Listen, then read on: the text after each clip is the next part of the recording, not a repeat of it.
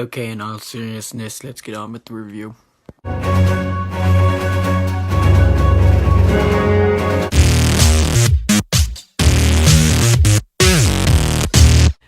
First off, the very first Pacific Rim is, for me, the perfect example of a dumb, fun action film. It's cliche story-wise, cliche character-wise, but there's enough there, as I like to put it, style over substance. But for a movie that's heavy on style, there's still substance there, and that's one of the things I really liked about the first movie. It's just a ride. And it's one of those films that I think particularly it's generic, but when you talk about the things that are there and the action and everything, I always love talking about it. It's such a fun little film. Which is why I don't understand why everyone is that freaking out over this movie. Pacific Rim Uprising is a bit of a tough situation because first off, it has to go through what made the movie work, the first one at least, which was the style over substance thing I mentioned. But also the thing was the first movie was kind of just sheer dumb luck. When you think about it, it's kind of a miracle it ended up being good. And so obviously doing a sequel to something like that is kind of tough. It's not going to succeed for everyone like the first one, and also, you're dealing with a movie that's just meant to be fun and not taken seriously. Yet it turns out the film actually manages to do that. It actually is on a very similar quality to the first movie, which means that, like the first movie, it carries some of the problems I had with the first movie. You know, the cliche story, cliche characters, but it's still enjoyable like the first movie. Basically, this film follows Jake Pentecost, played by John Boyega, the son of Stacker Pentecost, who basically, in the most stereotypical way possible, is the one guy who left the group and now is called back into the action. Kinda like our Muse has been called back into the action. Seriously, Mose, really? It's been 10 years since the first one, and, well, everyone's literally assuming that the kaiju are coming back, so in a strange turn of events, Jake is actually placed back into the AA program and now has to train a group of cadets to basically stop the kaiju a second time.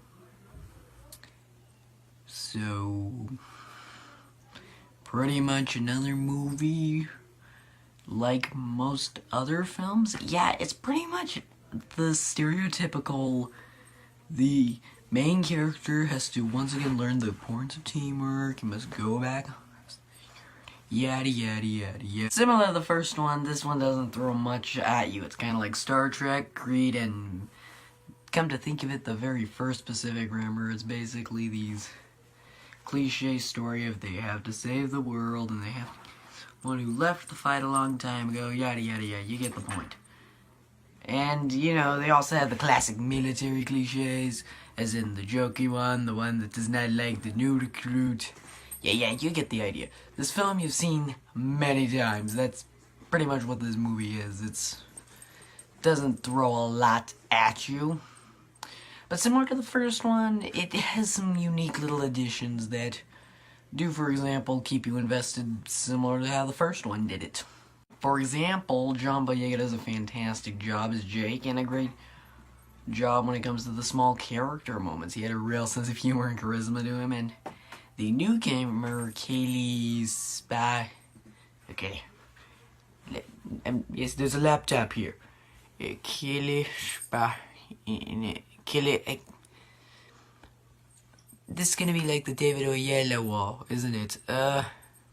Just go on IMDb. Basically, the girl who plays Amara, and she's basically the cliche of the person who grew up the street and learned all the stuff. But basically, she did a great job of making her character really likable, and what I was basically saying was, in fact, the best scenes in this movie are actually between her and Boyega, just like the moments where they're talking together and doing stuff. I don't know, they felt like they had a lot of chemistry together, and it was really funny always seeing, how they reacted to different things the other one said. I really enjoyed those two. The rest of the new cast is decent. They're not like going overboard with acting. They're genuinely likable, but they're not nearly as important as our main two characters in this movie. And in fact, the original characters who do come back into this movie, while some of them don't get a bunch of screen time, and I can't say why, they all still did a pretty good job, the original cast members who did return. Also, no, the guy who played Ralph did not return, which I'm fine with. Because besides the whole thing that he experienced his death at his brother's death while he was drifting his brother, there's nothing that interesting about him. He's pretty much, I am the lean back, the horrible, I'm the guy, the main guy. That's all he is. Once again, similar to the first movie, the action scenes are so much a blast to watch. I mean, one of the things I loved from the first movie was just how you had this big, gigantic action, but Del Toro managed to make it so for all this massive action, he would like put one thing in there that would kind of give the audience a moment to like step back a bit from the action, and then he would throw them back in. And that's how you perform a great action scene, is the whole idea of whether you stop an action scene or whether or not you let the action scene play out, but you keep the audience invested by like having moments that kind of space back a bit. And similarly, this one pulls that off. Like, that was one of the things I loved about the first one. And the fact that they did get it right again is like insane. Like, how do you do that? That is twice. Man, they got a good director for that. I mean, I'm pretty excited right now, but you should have seen me in the back of the theater. My arms were like a maniac. My arms are flopping around in the final action scene. I was just like,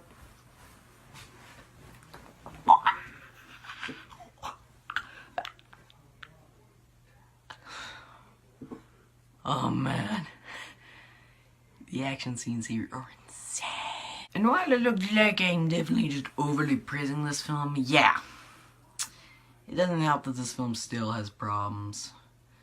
At times it feels like it's trying to be Ender's Game, a corporate conspiracy film, a Creed story arc, a giant robot film, and sometimes, while for the most part it blends in fine, I guess, it definitely doesn't come out well executed. It kind of ends up like some stuff gets more screen time than others.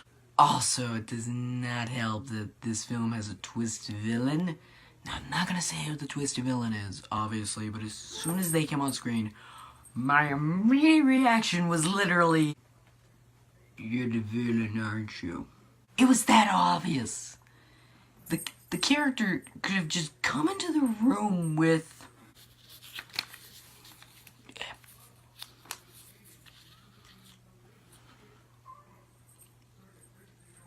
pretty much doesn't have the same effect. Then they try to throw in a red herring, like, no, we were too obvious. It's this person. This is the red herring. This is, you see, red herring. Well, if we know for a fact that the villain, as soon as they come on screen, what's the point in having the red herring there? I mean, it's just lazy. Overall, Pacific Rim Uprising is pretty much the first movie. It's just there to let you have some fun. It's overly complicated. It's not trying to be the next big movie. It's just trying to be a fun film. It distinguishes itself enough to keep you invested in the overall film. The main two leads were great, and for the most part I left the film with a dumb grin on my face. And it's okay to just like movies for fun, not to wait for the next Citizen Kane or anything. It's just sometimes nice to have a fun film. So like the first one, I give it a like reaction.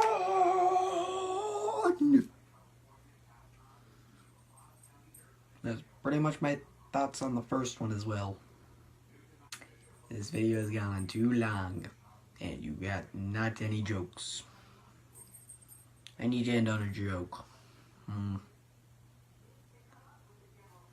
Oh no! It's the ancient Kaiju Jackson! Don't worry, I'll stop it!